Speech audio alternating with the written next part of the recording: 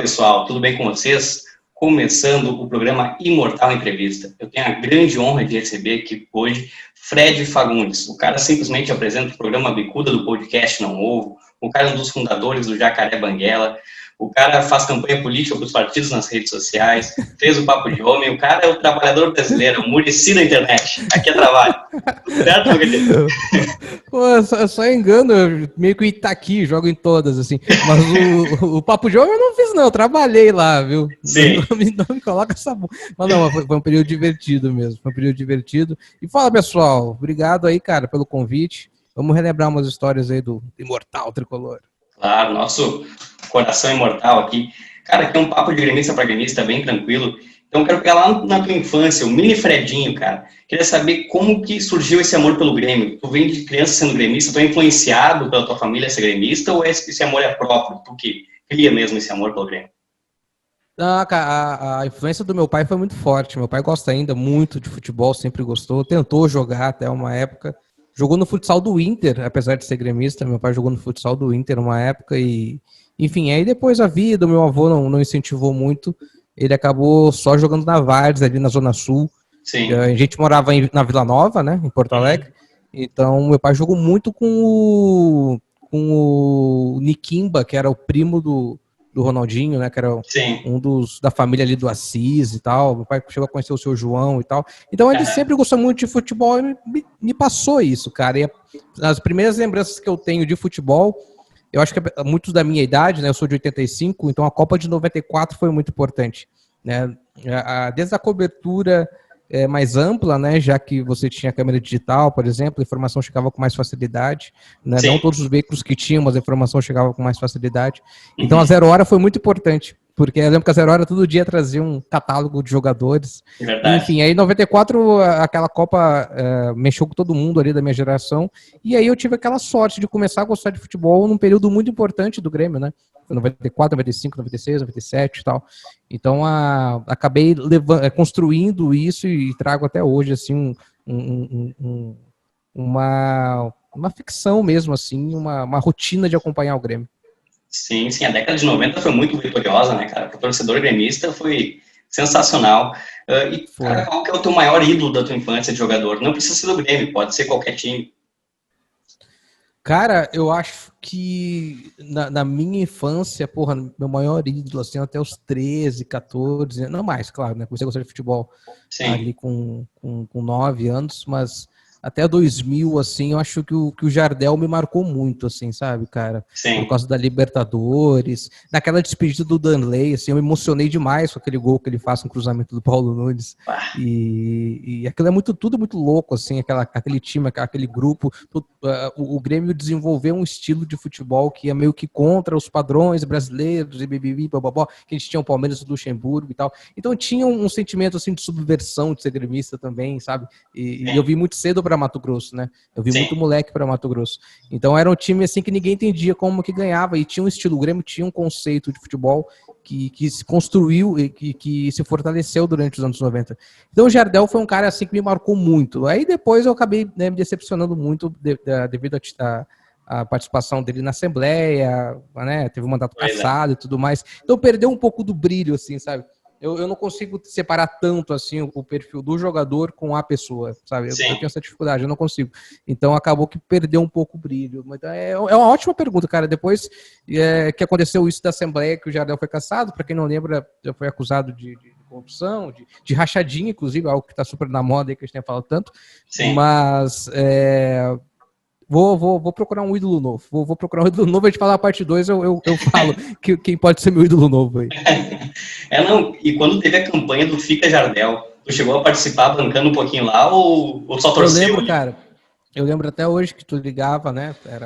Era um telefone, porque o Vasco tinha negociado o Jardel já, né, com o futebol europeu. Então o Grêmio teria que bancar essa compra, que é algo que não deu certo. Mas a campanha Fico Jardel foi genial, cara. Foi genial, porque foi uma puta automação de marketing, no final das contas, que a gente lembra até hoje. E eu lembro de ter ligado, assim, eu lembro de ter pedido pro meu pai ligado e doado R$20, cara. Eu tenho quase certeza, assim, eu não tenho certeza, mas eu tenho quase certeza que quem mandava até o agradecimento na gravação já era o Everton Cunha, o Mr. P. Sim. Aquela voz, assim, você contribuiu com a campanha, fica Jardel. Até pouco tempo, quando você ligava no Grêmio, a espera era ele, né? Você ligou para o Grêmio Porto Alegrense, disse que para falar com sócio, não sei o que lá. Mas eu lembro perfeitamente de ter doado vintão, cara. Vintão, mas não deu muito certo, não. Não, eu vi o Cacalo, né, cara, vi uma entrevista dele dizendo que naquele tempo, para manter ele era mais ou menos R$1 milhão, e o Grêmio com essa campanha conseguiu 100 mil, então ainda ficou muito abaixo, né, não conseguiu manter o cara. Não tinha como, pô, e outra coisa, o momento econômico do país, né, cara, quem que ia gastar dinheiro, né, por um clube de futebol para que o cara ficasse, e também os clubes de futebol foram se profissionalizando com o tempo, né. Sim. Hoje, provavelmente, assim, com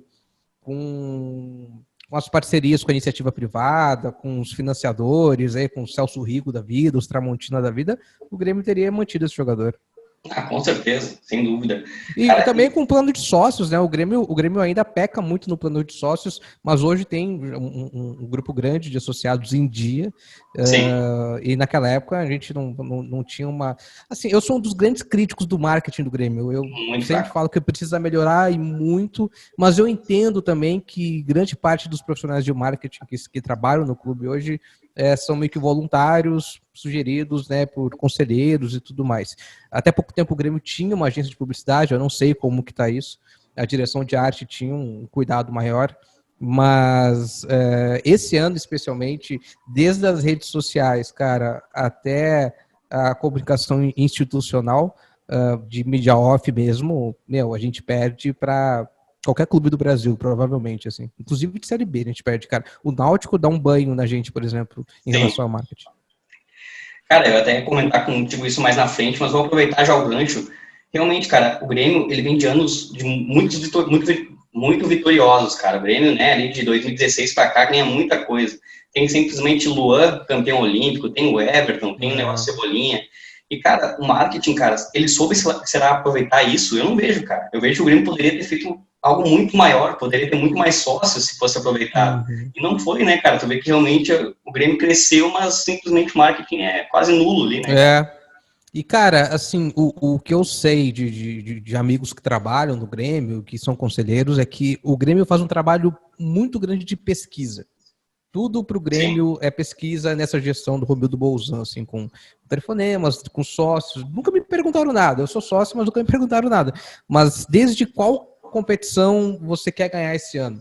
Então, quando a comissão técnica acaba priorizando uma Libertadores da vida, é porque essa pesquisa diz que o torcedor prefere a Libertadores. Sim. E a pesquisa diz também que o torcedor do Grêmio, isso nenhuma pesquisa precisa provar para nós, a gente sabe, ele é muito conservador. Ele é muito conservador. Sim. Então, as ações de marketing, sabe, elas são normalmente muito padrões. E talvez nós que tenhamos boas referências da Europa, até mesmo do Brasil, esperamos uma aplicação melhor. Desses jogadores que você falou, o Grêmio não utilizou 50% da potencialidade que tinha o Everton, o Wallace foi campeão olímpico, o Luan quando foi campeão olímpico, enfim, o Matheus Henrique, tantos jogadores, o Cortez que apesar de estar numa péssima fase técnica, sempre foi um jogador mediano e sempre teve uma imagem muito legal, inclusive com a própria família, o Cortezinho. O Grêmio nunca fez uma ação de Dia das Crianças com o filho do Cortez. Tipo, eu não quero imaginar que nunca alguém chegou lá e cogitou falar com o advogado do Cortez e apresentou uma proposta, sabe? Mas o Grêmio, de fato, poderia trabalhar muito melhor essa comunicação e o tal do superávit, né, que a nossa direção tanto comenta e tanto elogia, poderia ser ainda mais amplo. Verdade. Não, com certeza. Voltando um pouquinho, cara, quando tu jogava bola na rua, qual que tu escolhia como teu nome de jogador? Por exemplo, eu ia jogar, eu era o Cristiano Ronaldo, né, cara? Eu ficava na frente, abria as perninhas, lá ia bater falta, era isso. Qual jogador era tu na rua? Cara, eu saí de Porto Alegre com 10 anos, né? E aí eu fui morar em Laguna, Santa Catarina, com minha família. E aí meu pai veio para Cuiabá, como 80% do estado de gaúchos que vieram para Mato Grosso. E aí eu vim para cá com 11 anos. Aí acabei voltando com 15 anos para Porto Alegre, fiquei um ano lá e voltei para Cuiabá. E, cara, como eu disse antes, tinha um sentimento de subversão de você... Não era o Túlio, não era o Edmundo, sabe? Não era o Romário, não era o Ronaldo. O cara do Grêmio era o volante, né? O nosso 10 é o camisa 5, né? Que é do time que eu falo. E, pô, então eu adorava falar que eu era o Dinho, cara. Eu adorava falar que eu era o Dinho, entendeu? E tirar essa onda e ser chato no futebol. Pô, uma coisa que eu melhorei muito, cara. Graças a Deus eu nunca morri, velho. Mas eu era insuportável jogando bola, cara. Até hoje eu comento. Tem os camaradas que falam, Fred, não sei como que você nunca apanhou, cara. Porque você é insuportável, você é ladrão, você, sabe, você é truqueiro, você é chato, cara. Porra, hoje eu tô bem melhor. A idade, né? Fala, não, peraí, cara, vou acabar tomando um tapa na cara aqui. Sim. Mas eu era o Dinho, cara. Eu falava assim, não, me dá 5. Tanto que até hoje a gente tem um time aqui em Cuiabá. Sim. E todo começo de ano a gente faz um uniforme novo, aí tem lá a lista das camisas. Aí eu sempre peço, deixa 5 aí. Se não tem a 5, acaba sendo a 16. Mas normalmente eu era o Dinho mesmo. Não, ou tu dá pau ou tu cabeceia, né? Simplesmente pelas camisas é isso. Não, e a tal da entrega, né, cara? Tipo, sim, tu compensa ali a falta da qualidade da entrega. Claro. Então, o cara é trabalhador e tal, não sei o quê. E, enfim, eu gostava de dizer que eu era o Dinho, assim, que era o volante de contenção, apesar de não marcar porra nenhuma, eu gostava de falar que eu era o Dinho. Cara, e tu presenciou simplesmente Ronaldinho Gaúcho, né, cara? O cara, pra mim, que foi o melhor que eu vi jogar. Na minha vida, não tem, cara. Tu vê Messi, tu vê Cristiano Ronaldo, mas em questão futebol mágico é o Ronaldinho. Como era ver ele no Grêmio, cara? Como era ver o início de carreira dele no Grêmio? Porra, cara, era muito legal, Pérez, porque era... Todo jogador que surge no teu time é um motivo de orgulho, né, cara? É aquela sensação de, porra, esse é gremista mesmo, independente se é ou não é. Você vê que teve uma construção de base e tal. Então foi muito massa naquele ano de 97, daquele gauchão que o Grêmio ganha. Não, desculpa, 99, que o Grêmio ganhou o gauchão e aí ele vai para a Copa América. Sim. Estar aqui em Cuiabá, o Edilson acaba sendo cortado, os amigos corintianos indignados, porque Cuiabá é uma cidade que tem muitos torcedores de times de São Paulo e do Rio, como qualquer lugar do Centro-Oeste, do Norte, do Nordeste, e até Santa Catarina. Santa Catarina também tem uma colônia muito grande, né, de torcedores do Flamengo e do Corinthians. Uma colônia ótima, mas um grupo, na verdade. Mas E era muito massa estar aqui e falar assim, porra, o cara é do Grêmio, tá ligado? E fazia tempo que o Grêmio não lançava um cara, né? O Grêmio sempre era conhecido como contratar muito bem. Sim. E aí, antes do Ronaldinho, tinha o Tinga. 98 foi um ano mágico pro Tinga. O Tinga jogou muito, era ponta direita e tal. Aí ele acabou indo pro Japão. Mas era incrível, cara. A alegria de ver o Ronaldinho jogando no Grêmio e passar jogo do Grêmio aqui em Cuiabá, coisa que não passava, que a Globo aumentou a transmissão na Copa João Avelange de jogos do Grêmio. Eu lembro de passar um Grêmio Vitória na Globo, cara, aqui em Mato Grosso, por causa do Ronaldinho, sabe? Imagina. Grêmio Vitória. E ele acabou, ele fez acho que dois gols, acabou com o jogo. Mas a alegria foi o tamanho da frustração de tudo que aconteceu também, sabe? Não do modo como ele saiu. O modo como ele saiu, eu ainda guardei um ranço muito grande dos presidentes da época, do Guerreiro e tal, mas e torci demais para ele, assim, no Barcelona, na seleção, no PSG, etc. Sim. Mas quando ele volta, aquela volta ao Flamengo foi muito frustrante. Aquilo foi uma coisa que doeu, assim, foi porque era a chance dele, né, cara, de reconquistar a torcida, que ainda estava chateada pela maneira como ele saiu e tal. E aí eu tenho um camarada que sempre diz, o Ronaldinho queria jogar no Grêmio, morando no Rio e ganhando o salário que o Palmeiras ofereceu. Então ele acabou optando pelo Flamengo. E eu tava lá, cara, eu tava no jogo do Flamengo e Grêmio, no Grêmio Flamengo, aquele do Olímpico. Sim. Eu fui naquele jogo e assim, cara, eu fui em jogos assim memoráveis, assim, que estão muito firmes na minha cabeça. Foi no final da Copa do Brasil de 2001, que foi 2-2 com o Corinthians. Fui na final da Libertadores agora, em 2017, contra o Lanús. Mas nada vai se comparar igual aquele Grêmio Flamengo, aquele 4-2, cara. Cara, tava assim... Primeiro que a gente entrou num foguete já no estádio. Das 10 da manhã, aquela loucura e tal. E mercenário, não sei o quê, bebi, bobó. E aí, cara, tem 3 minutos de jogo, tem uma falta pros caras, assim, o Ronaldinho pega e mexe no travessão, cara. Meu, o estádio, assim, fez um silêncio que todo mundo se cagou, tá ligado? E depois vieram o Thiago Neves, acho que faz um dos gols do Flamengo, tá? O David faz outro. E aí, eu lembro de ver o Biso, que é meu amigo, ele olhar pra mim e falar assim, a gente vai tomar uma goleada, cara. A gente vai tomar uma goleada. E aí, quando viu o 2-2, eu olho para os meus camaradas e falo, acaba o jogo agora. Termina o jogo aqui que eu volto. Eu morava em São Paulo na época, eu volto para São Paulo feliz e tal. Mas aí tem toda aquela virada, tem o gol do Miralles ainda. Porra, cara, aquele jogo foi uma coisa assim... Lima? Tem um gol que dá uma janelinha, acho que no Renato Abreu, talvez. Isso aí. E aí fez aquele golaço, cara. E no primeiro tempo tem um pênalti não marcado também, acho que no Mário Fernandes. Mas aquele Grêmio era muito maluco, né, cara? Se a gente olhar hoje a escalação daquele time do Grêmio, era o Celso Roth, treinador, né? Tinha um Miralles. Foi a única coisa que o Miralles fez no Grêmio foi aquele gol de esquerda, né? Aquele jogo foi demais. Aquele jogo é um jogo que eu guardo assim no coração, cara. Não, foi um jogo muito bacana. Até fazer um nexo com isso, eu ia falar mais na frente isso, cara. Mas eu tô com medo de repetir um pouquinho o Ronaldinho. Claro que o cara não tem história nenhuma, mas a informação que chega no Sul agora é que o Cavani, ele quer voltar para a América do Sul, porém Palmeiras, Flamengo e Atlético Mineiro foram consultar o empresário do cara. Bicho, desde o início o Grêmio correndo atrás. Se ele vai e fecha com outro time, cara, vai ser uma dorzinha chata de novo, né? Vai, cara. E assim, bicho, mais uma vez a gente acaba tocando no assunto da comunicação do Grêmio, Exatamente. Velho. A frustração multiplicada é muito devido à falta de organização da comunicação do Grêmio. Esse episódio do Cavani, cara, olha, assim como eu fiquei feliz nesse Grêmio Flamengo, poucas vezes eu fiquei tão triste igual nesse aniversário do Grêmio, cara. A frustração, assim, porque a torcida falar, o Cavani vem, um repórter falar, o outro repórter falar, meu, a gente está acostumado. Quando eu era criança, cara, eu cresci ouvindo que o Saviola ia jogar no Grêmio. Todo ano era Saviola no Grêmio. E o Pablo Aimar do Grêmio. Todo ano era Pablo Aimar do Grêmio. Sim. Então, mas o time nunca falou. Agora, o Romildo fazia aquela brincadeira. E depois, o Twitter entrar na pilha, a live com indireta e tal, o clube, o Grêmio, naquela noite, ele agiu como algo menor do que o Cavani, saca? Ele agiu assim como um clube menor do que o Cavani, porque se é o Bahia que faz isso, que é um clube maravilhoso também, mas não é um clube do tamanho do Grêmio, Sim. Se é o Sport Recife, que não é tão grande quanto o Bahia, mas se é o Goiás, cara, é deboche, a gente sabe. Agora o Grêmio fez uma piada de mau gosto e para piorar, num time horrível, porque o time tá jogando mal há um bom tempo já, a torcida tava com a esperança de ser um alento, de ser uma alegria, aí tem ainda o paralelo que é impossível a gente não fazer com o Internacional, que tá na melhor fase dos últimos 5 anos, provavelmente.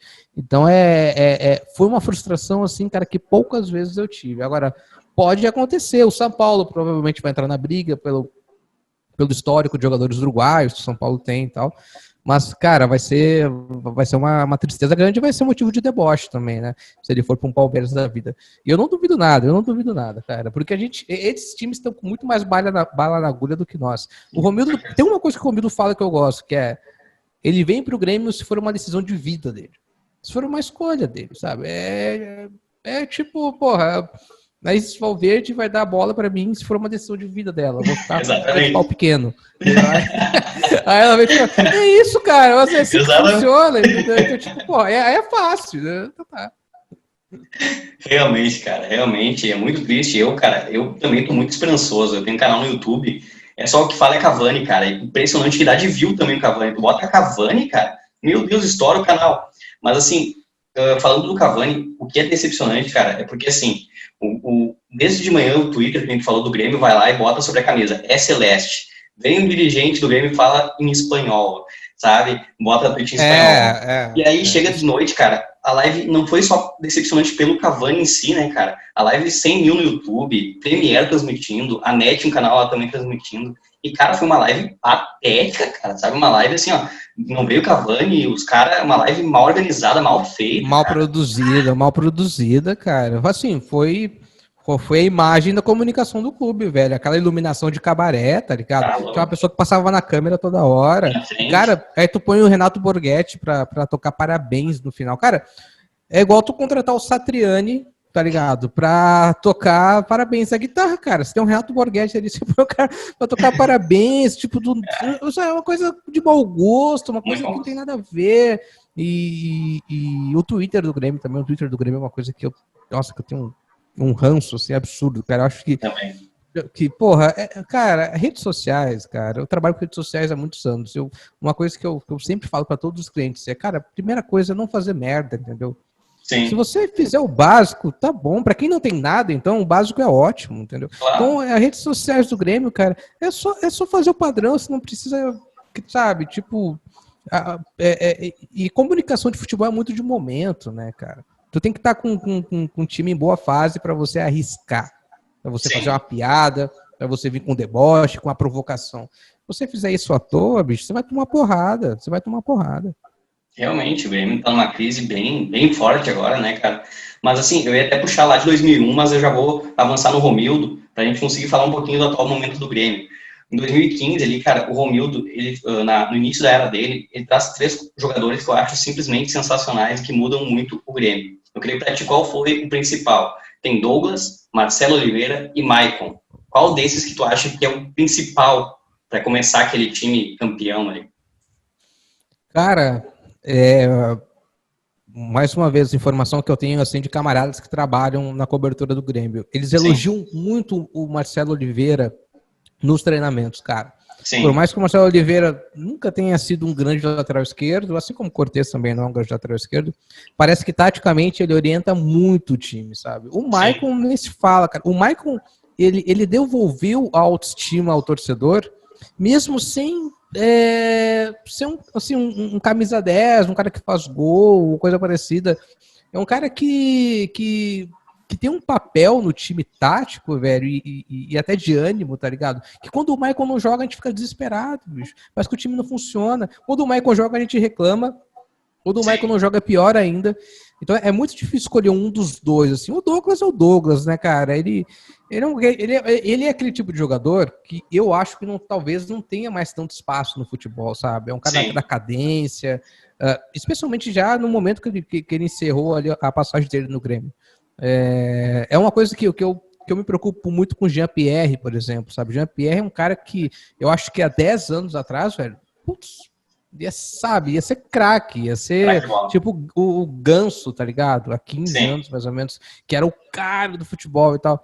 Um pouco depois, na verdade, mas uns 10 anos atrás, que todo mundo queria o Ganso na Copa já da África. Mas o Jean-Pierre tem ali um estilo cadenciado, assim, de falta de intensidade em alguns momentos.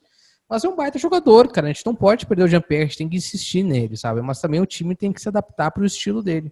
Eu acho que o Maicon tem muito disso, cara. O Maicon, eu fico chateado que ele tenha estourado na carreira tão tarde, mas eu entendo também que a experiência que ele absorveu nesse período dele de aprendizados, né, construiu o que ele é hoje, né? Então não dá para você passar essas etapas. Alguns jogadores começam antes, ele precisou passar por todas as etapas, né? Jogou no Figueirense, jogou na Portuguesa e tal, mas é um cara assim que tá, o Maicon, principalmente desses 3 aí, o Maicon tá ali naquela listinha de 50 maiores jogadores da história do Grêmio, o Maicon vai aparecer lá.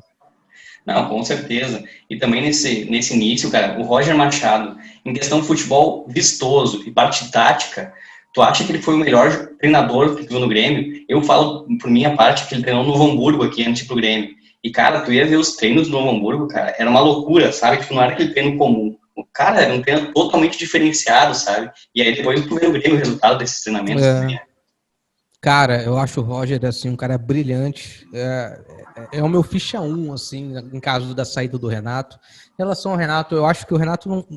Eu acho que alguém escreveu um artigo esses dias na RBS, que eu não sei quem foi, que era o Renato nunca vai ser demitido. Sim. Eu concordo. O Renato nunca vai ser demitido. Não. O Renato, a hora que ele sentir que deu, ele vai pedir demissão e vai sair. O Renato nunca vai ser demitido. E o Roger Machado, cara... Desculpa. 1, 2, 3.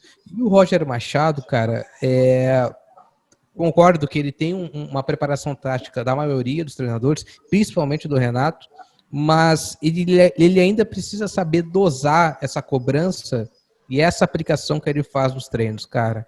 A sensação que eu tenho do Roger Machado é que nenhum jogador aguenta por muito tempo, sabe? Os caras enchem o saco. Exatamente. Os caras enchem o saco. Cara, o Tite tinha muito disso. O Tite, quando saiu do Grêmio, em 2003, eu acho que ele foi pro São Caetano, depois foi pro Corinthians, aí rodou Palmeiras, Atlético Mineiro e tal, fez aquele rolê dele, voltou pro Inter, não sei o quê. O Tite era um cara que fazia um puta trabalho durante o período, depois o time começava a encher o saco. Aí até ele encontrar esse equilíbrio. O Roger não achou esse equilíbrio ainda. A demissão do Roger do Bahia, naquele jogo contra o Flamengo, cara, os gols do Flamengo, é claramente para derrubar treinador, tá ligado? Com certeza, é verdade. É claramente para derrubar treinador. Então é um cara assim que eu quero muito no Grêmio e eu espero que ele entenda que ele precisa trabalhar melhor essa parte de administração de grupo, sabe? Não, é verdade, cara. Eu também concordo contigo. E isso tu vê em todos os clubes que ele passa, né, cara? Depois que ele saiu do Grêmio, acho que é a mesma situação, sabe? Todo mundo vai estagnando com ele, né? Isso é muito ruim pra ele tem que realmente aprender. Eu digo, se ele fosse auxiliar do Renato, cara, será que não seria melhor? Deixa o cara treinar o tático ali, o Renato motivar no vestiário, tá ligado? Cara, porra, ia ser maravilhoso. Ele chegou a ser, né? Acho que Sim, no período ele começou na carreira como auxiliar do Renato. Sim. A única coisa que eu não vou perdoar ao Roger é que ele trouxe do Novo Hamburgo um dos piores jogadores que eu vi na história do Grêmio, cara. Quem? William Schuster. Até hoje, eu tenho um grupo no WhatsApp que se chama William Schuster. Cara, eu até hoje não entendo, cara. Assim, tem muito jogador do Grêmio, a gente pode fazer um dia um episódio só pra relembrar o jogador do Grêmio que a gente não entende. Tipo, cara, Exatamente. não entendo. Simplesmente eu não entendo esse cara. Tipo, não tem sentido. Tem cara assim que você olha e fala, cara, eu não sei como que você foi parar aí, bicho. Não sei como que você foi parar aí. Teve aquele lateral, acho que era o Wellington, que veio do Chelsea, uma coisa assim. Que você olhava assim, cara, você tem um empresário muito bom, porque não tem explicação. O jogador não tem explicação. E o William Schuster era um desses, cara, não tinha explicação. Fez um puta campeonato gaúcho pelo Novo Hamburgo, igual o Bruno Graça. O Bruno Graça fez um puta campeonato gaúcho, acho que pelo Cruzeiro, né? Sim. E quando foi pro Grêmio, não jogou nada. Não jogou nada. Acho que tá no Criciúma, sei lá, uma coisa assim. Então é foda, cara. Mas o Roger é um cara que eu admiro como treinador e ele é um puta cara foda, né? Claro, Dando entrevista, tem um posicionamento que o próprio Renato não tem. O Renato é super conservador e tal. E o Roger não. O Roger já traz à tona alguns assuntos que são necessários levar ao futebol. Sim, não, com certeza. Até falando dos jogadores ruins, cara, eu tava conversando com um amigo meu, o Maurício, e ele fala assim, ó, ele diz, cara, a gente tá reclamando hoje, mas se liga nesse time. Eu só vou ler o time pra te ter uma ideia. O time do Grêmio ali, se eu não me engano, por 2009, 2010. Era, começando pelo goleiro, Busato, Tinga, Gerson, Werley, Carlos Alexandre, Léo Gago, Calisson, Ramiro, Rondinelli, Gustavo e Lucas Coelho. Cara, tipo... Cara, tem uns caras aí que eu não lembrava, velho. Caio Alexandre. Olha isso, cara. Essa escalação parece do FIFA, sabe? Quando não tem os direitos do jogador. É Tramontinaldo. Parece umas coisas assim, sabe? Caralho, bicho. Tem uns caras aí que não dá. Não, você já procurou a escalação do time do Grêmio na inauguração da Arena? Cara, eu vou me recordar um pouco de cabeça, mas não me lembro como é que era. Cara, é um horror, cara, é um horror. A zaga, eu acho que era Simon e Werley, uma coisa assim. Senhora. Aí o Simon foi para lateral direita no segundo tempo. Inclusive o Son, o sul-coreano, ele jogou essa partida. Ele era banco do Hamburgo, ele entra no segundo tempo, cara. Sim. Eu fui nesse jogo. A festa foi uma merda, foi uma bosta. Mas eu fui na inauguração da Arena pelo evento e tal. Mas agora, fala de novo o ataque aí. O ataque aqui dos caras era Rondinelli, Gustavo e Lucas Coelho. Rondinelli é outro, Janderete. É outro? Rondinelli, Janderete tinha um empresário muito bom, cara, porque toda vez que ele entrava tinha um artigo elogiando ele na RBS. Sim. Tá? Mas o Rondigol não dá. E é engraçado que tem uma galera, o Léo Gago, Rondinelli, Leandrinho CNH. Sim. E talvez o Werley foram pro Palmeiras na troca do Barcos, né? Sim, verdade. Foi o pacotão do Grêmio, né? Foi o pacotão do Grêmio, cara. Esse ano, eu levei muita esperança, né, porque foi no final de 2012, o Paulo Doni, ele simplesmente quer inaugurar de qualquer jeito a Arena, né? Porque a Arena é um deserto naquele jogo, né? Ele quer só inaugurar no nome dele. E vem o Fábio Koff. Quando vem o Fábio Koff, cara, o Grêmio monta um timaço, cara. Era Elano, Zé Roberto, Barcos, Eduardo Vargas, um timaço. Quando vem esse time, cara, tu tinha esperança que acontecesse pronto entrega, um título, ou tu, né? Eu tinha. Seca? Eu tinha. Cara, eu gritei, eu não tava no estádio, mas eu gritei, fica Luxemburgo. Eu tenho que admitir isso, cara. Eu tava aquele 2x1 no São Paulo é lindo, que, né? É lindo, é lindo. O André Lima faz um gol de cabeça e tal. Usa mesmo do Pará, de esquerda ainda. E aí tem, aí, tipo, vacas magras, né? Durante tanto tempo, desde de 2007, a gente não tinha um time que nos animava, assim. Aí vem esse time do cara, o Elano, o Elano jogava muito, cara. Muita bola. A real é essa, o Elano era um puta jogador. Tá, o Zé Roberto também, né? O Zé Roberto também. Mas a gente não tinha, sei lá, não deu liga o time, o treinador também estava em um período difícil, aí depois teve o Whindersson Moreira, né? Sim. Mas esse time era muito bom, cara. Assim, o Barcos, eu adorava o Barcos. O Barcos até hoje é o maior artilheiro, né? Estrangeiro da Arena. E agora o Vargas não, cara. O Vargas me frustrou muito, cara. O Vargas, eu morava em Brasília, naquela Sul-Americana, acho que contra o Santa Fé. Sim. Que tem uma bola quica na pequena área, assim. Nossa senhora. Cara, que tristeza aquele jogo. Puta, aquele jogo eu fiquei triste, cara. Eu achei lá uma geral do Grêmio Brasília pra assistir o jogo. E aí eu fui, era um boteco lá, tá legal, tá.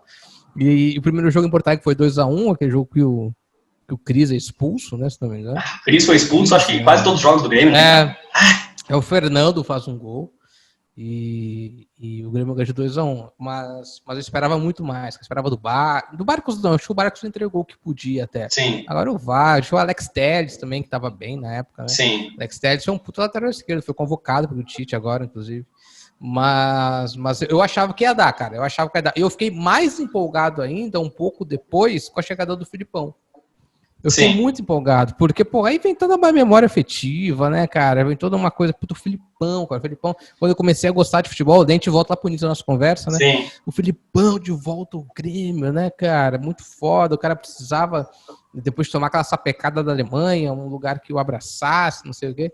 E é o Grêmio, e aí não acontece. A gente tem a melhor memória, é aquele 4x2, né, do Grenal lá. 4x1, acho que foi. Acho que foi 4x1, Foi 4x1. Rafael Moura faz o gol do Inter.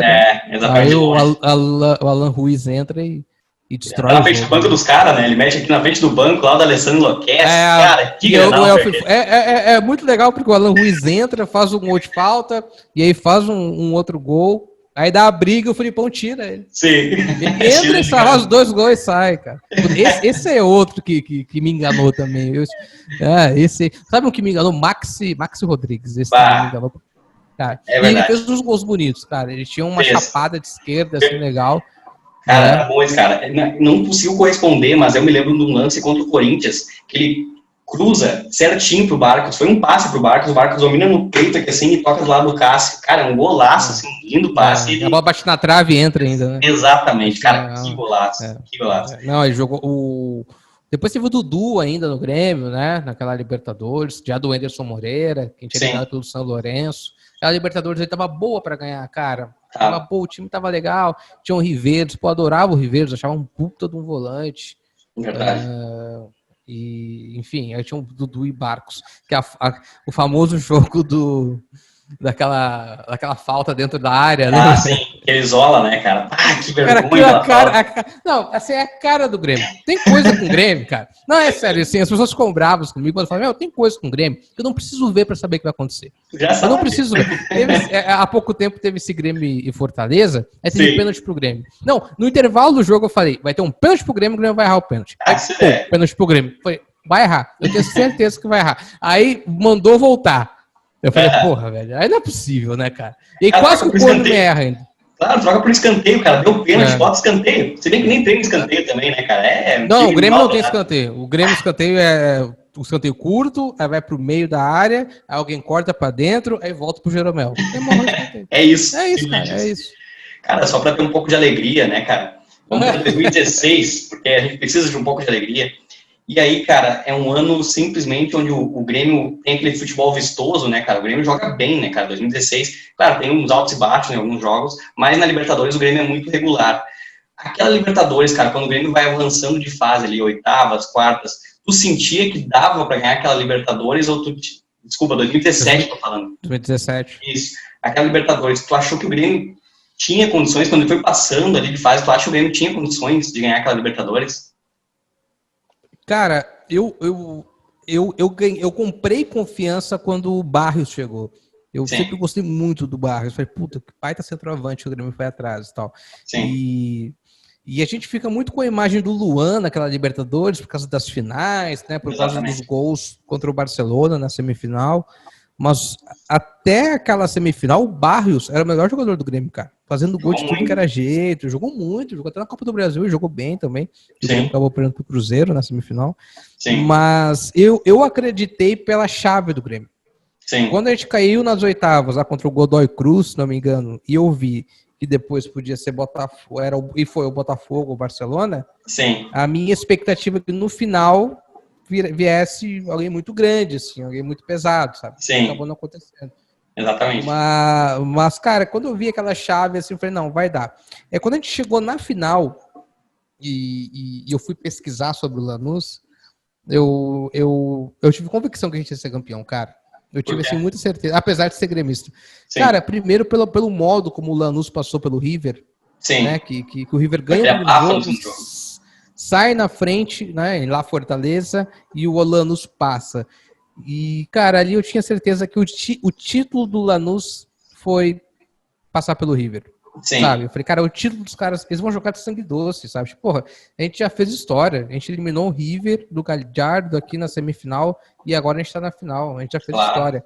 Aí eu pesquisando depois, cara, aquilo que acontecia lá em 2002, do São Caetano ser vice-campeão da Libertadores, não vai acontecer mais, cara. Sim. Não vai acontecer mais. E, cara, o Lanús é um time, sabe? É um São Caetano. Exatamente. É isso, cara. É um time minúsculo, cara. Eu falei, cara, o Grêmio vai chegar na final dessa Libertadores, não vai perder a chance de ganhar isso aí. Os caras vão meter o bicho lá em cima. Aí o que move o jogador é o bicho. A gente sabe disso, tá ligado? Ele não vai ter esse vexame de, depois de quase 10 anos, voltar uma final de... Depois de 10 anos, voltar uma final de Libertadores e perder. Quando eu fui para Porto Alegre para assistir o primeiro jogo, eu achava que ia ser mais fácil. Não foi. A gente viu que não foi. Foi muito ruim. O jogo foi horroroso, o Grêmio jogou muito mal. Jogou muito mal. O Groi salvou o Grêmio no primeiro tempo. No segundo tempo, os caras deram uma amolecida e tal, até saiu o gol lá do Cícero. Na volta, cara, bom, é espetáculo, né? E aí quando sai aquele primeiro gol, e aí é coisa de gremista também, né? Quando o Fernandinho pega a bola e tem o campo inteiro pela frente, a primeira coisa que a gente pensa é o quê? Ele vai tropeçar.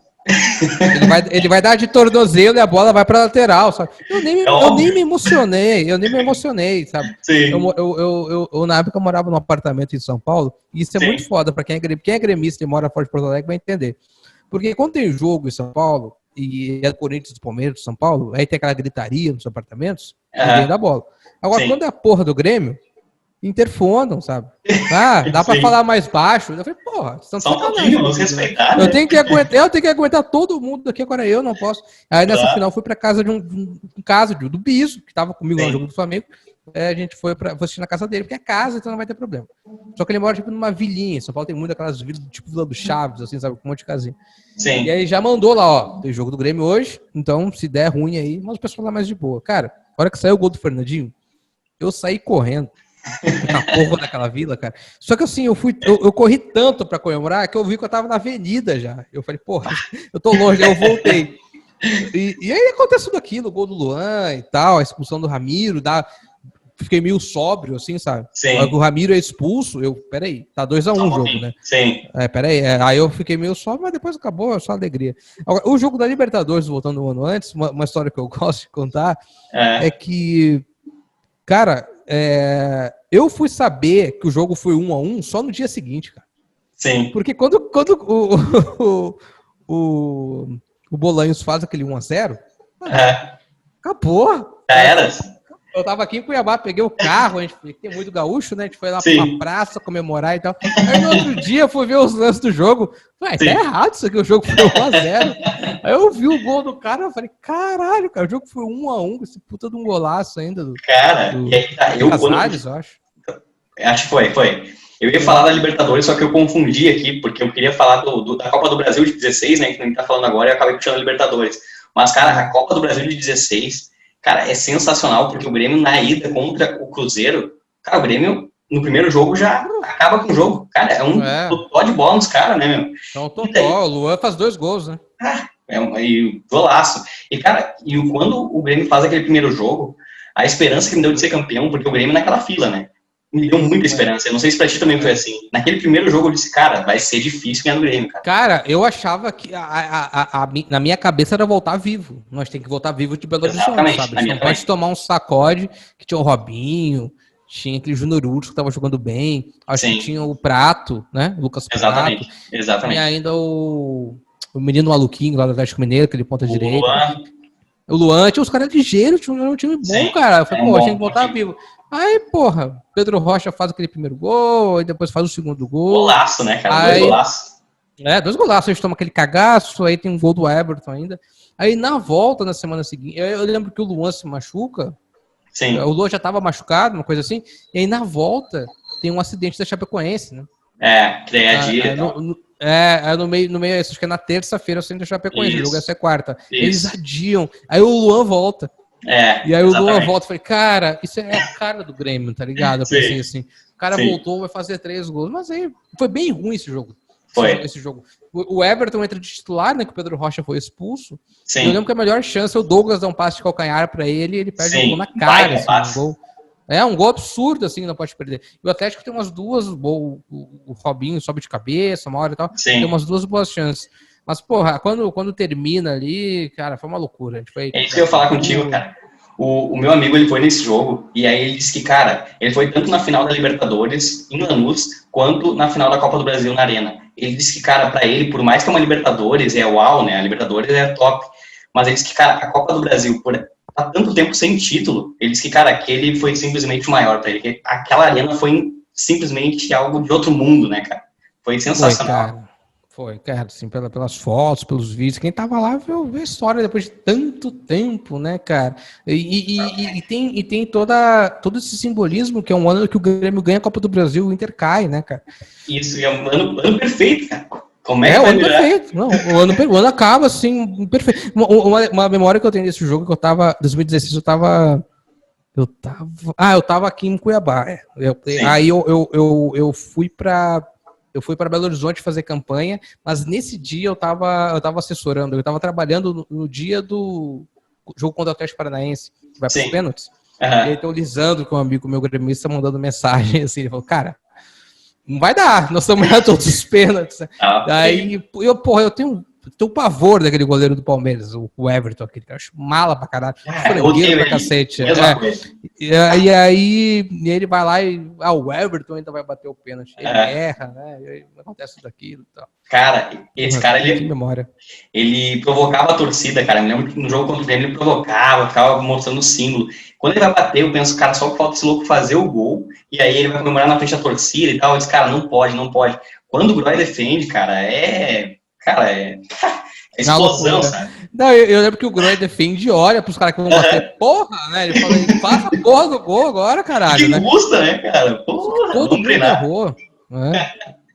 Cara, aqui pra mim mostra que tá encerrando aqui o nosso tempo. Daí vamos deixar também para uma próxima, pra gente fazer uma entrevista bem legal. Vou fazer uma cronologia mais certinho, pra gente não pular tantos capítulos importantes da história. Eu quero fazer um quiz contigo aqui, cara, bem rapidinho. É difícil de responder, tá? Mas vamos ver se tu consegue. Kahneman ou Jeromel? Jeromel. Romildo ou Koff? O Fábio Koff, né, cara? Eu acho que o Koff, ele colocou o Grêmio num cenário assim que o futebol gaúcho não tinha ainda, sabe? Apesar do Inter ter sido vice-campeão da Libertadores, antes do Grêmio ter sido campeão da América e tal, ele trabalhou muito por um Grêmio assim que aspirasse um protagonismo continental, sabe? Hoje é o Grêmio de Porto Alegre. E eu gosto disso. Quando você vai para qualquer país da América do Sul e você fala que é gremista, eles falam, o Grêmio de Porto Alegre. Exato. É o Grêmio de Porto Alegre. É sempre isso, Grêmio de Porto Alegre. Eu acho massa isso. Não, cara, ele é impressionante. O Cacau traz a história dele. Ele diz que quando ele volta para ganhar a Libertadores em 95, ele fala que disse assim, eu quero ser campeão, sabe? Ele tinha essa mentalidade, tem que ser campeão. É só assim faz história, campeão. Então é um presidente realmente sensacional na história do Grêmio, né, cara? Luan ou Paulo Nunes? Ah, cara, eu acho que o Paulo Nunes também, eu acho que pela sequência de títulos, claro. Sim. Eu acho que ele jogou mais que o Luan também. Eu acho que o Paulo Nunes jogou mais do que o Luan. Acho que ele é mais jogador do que o Luan. Pô, o Luan, sou fãzaço do Luan. Eu acredito que ele vai acabar voltando pro Grêmio em breve. Torço para que ele não entre num momento de carreira assim que vai sair do Corinthians, vai para um Fluminense, ou acaba indo, sabe, para um time, enfim, um grande time também, mas que não seja o Grêmio, sabe? Então acaba sendo um decréscimo. Quando você sai de um time brasileiro e vai para um Corinthians, quando você sai do time brasileiro e vai para o Flamengo, sabe? Para um Palmeiras ou para um São Paulo, qualquer outro desses times que você for, acaba sendo um decréscimo na sua carreira, entendeu? Então eu espero que caso ele saia do Corinthians, que ele volte para o Grêmio. Mas o Paulo Nunes tem um valor até de marca ao Grêmio muito forte. Assim, verdade. Já Paulo Nunes do Grêmio, campeão da Copa América em 99 e etc e tal. Então 99 não, 97. E Paulo Nunes Jardel. Paulo Nunes Jardel virou nosso Bebeto e Romário, né? A dupla perfeita. Então eu acho que o Paulo Nunes tem essa importância, não só de títulos, de imagem, mas também porque jogou mais do que o Luan.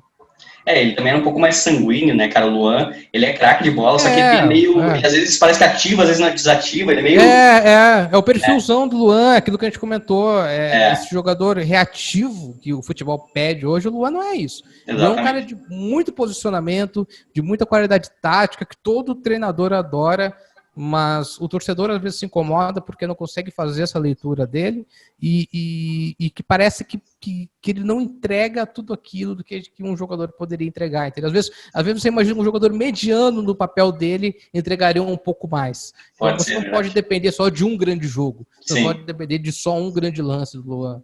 Sim, isso é verdade. Renato ou Felipão? Aí é como técnico. Ah, cara, eu acho que como treinador o Filipão. Como treinador o Filipão, sim, porque vi uma entrevista esses tempos, inclusive do Van Gaal, que era o treinador do Ajax, 95. Sim, eu vi também. Em que ele fala, o Grêmio jogou muito mais do que a gente, um jogador a menos, sabe?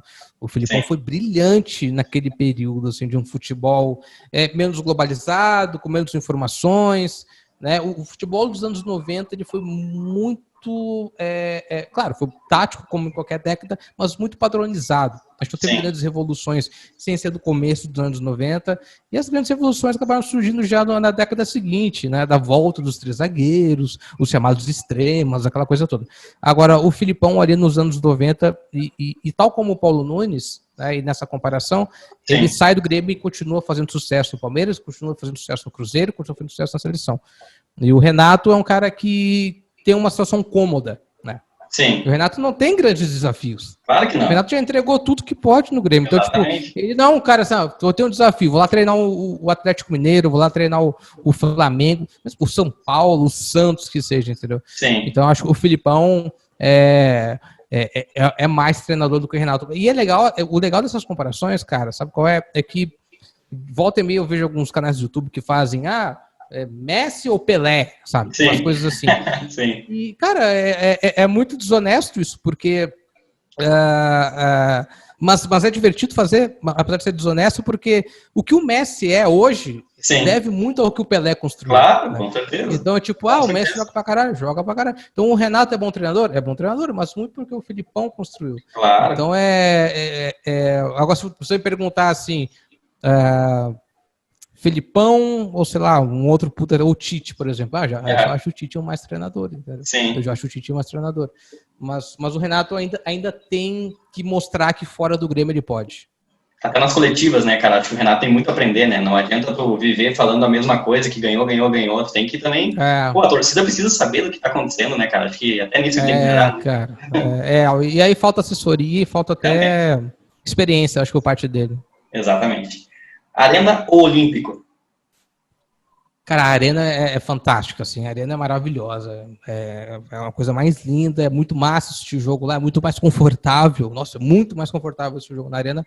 Sim. Mas o Olímpico também tem uma imposição histórica de construção de marca, de construção de títulos do Grêmio, assim, que não pode ser deixado de lado, apesar de ter sido deixado de lado. Virou um estacionamento de ônibus, né? Muito triste lá. Então assim, é uma coisa que machuca, assim, que é triste mesmo. Mas de estádio, com certeza, a arena. Agora, de história, a arena ainda vai, uns 30 anos, quem sabe a gente pode discutir. Claro, não, eu também fui na arena, cara, é muito bom porque ela é muito fechada, assim, né, cara, e aí tu vê o jogo, independente de onde tu tá, é muito bom de ver o jogo, perfeito, né, perfeito, cara, no Olímpico, quando tu tava na curva, assim, longe. Pô, era horrível, nossa, o gol do Miralles, a memória que eu tenho é essa, que eu tava na curva pra geral, assim, não tava na geral, tava na curva, e o gol do Miralles foi do outro lado, assim, sabe, então eu vi a bola certinho fazendo a curva ali, batendo de esquerda, isso foi legal, mas era um saco assistir o jogo, tanto que tu torce, né, o segundo tempo, o ataque vai ser aqui na minha frente e tal, né, o jogo vai ser mais legal. Não, isso é verdade. E, cara, para finalizar o programa, Grêmio em uma palavra para ti. Cara, eu acho que o bacana de ser gremista, o que é o Grêmio, é essa lição de não desistir, sabe, cara? Então, tipo, porra, o Grêmio é o time que tá já teve na segunda divisão e já foi campeão do mundo, tá ligado? E o Grêmio acaba sendo uma lição de vida, assim, pra quem torce, sabe? Tu pode estar mal, você pode estar na boa, mas o importante é não desistir. Então, é por isso que a gente fala, né, que o Grêmio acaba sendo o tal do imortal, né? Sim. E eu acho que o Grêmio, numa palavra, é persistência, cara. É persistência mesmo, sabe? Persistência de saber que as coisas podem melhorar. A gente não pode se esconder atrás da imortalidade. O Mano Menezes, em 2007, reclamava muito disso, né? O Grêmio imortal da Batalha dos Aflitos. Aí o Grêmio imortal reverteu uma vantagem do adversário da Libertadores. Aí o Mano Menezes falava, mas os jogadores são bem mortais, né? Sim, a gente não pode só se apegar à história da imortalidade e tal. Mas acho que persistência, assim, cara. Acho que a palavra do Grêmio seria essa. Não, com certeza. Cara, eu quero fazer novamente uma entrevista contigo quando a gente conseguir fazer, porque eu quero falar sobre Batalha dos Aflitos, eu quero falar sobre a Libertadores de 2008, Copa do Brasil de 2001, sabe? Tem muita coisa para falar do Grêmio, mas como a gente foi fazendo alguns nexos ali, a gente foi indo para frente ali, indo mais recentemente. Mas, cara, uma honra gigantesca conversar contigo, te agradeço demais isso. Muito obrigado, Fred, demais, espero que tenha gostado. Muito divertido, cara. Falar do Grêmio é sempre bom, velho. Falar do Grêmio é sempre bom. Então eu tô à disposição, espero que o pessoal tenha gostado desse episódio e pede aí pro Marcelo pra gente gravar de novo que eu volto. Show de bola, valeu. Falou, valeu.